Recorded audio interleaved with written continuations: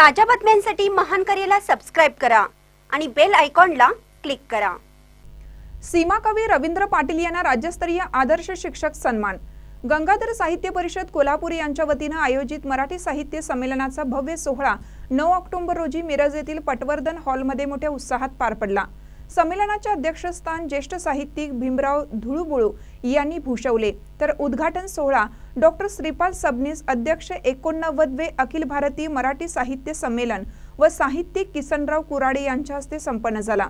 या संमेलनात गंगाधर साहित्य परिषदेच्या वतीने देण्यात येणारा राज्यस्तरीय आदर्श शिक्षक पुरस्कार सीमा कवी रवींद्र मारुती पाटील आणि रोहिणी रवींद्र पाटील यांना सपत्नीक प्रदान करून गौरवण्यात आलं।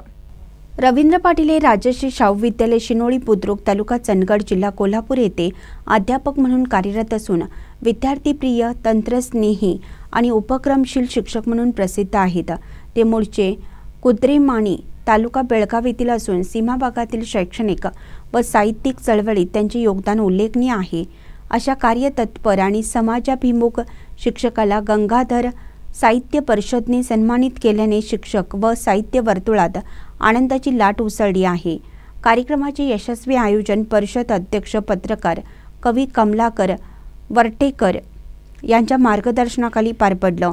यावेळी अनेक मान्यवर साहित्यिक, कवी, शिक्षक व रसिक प्रेक्षक मोठ्या संख्येने उपस्थित होते। महानकरी न्यूजसाठी प्रकाश ऐनापुरे, चंदगड।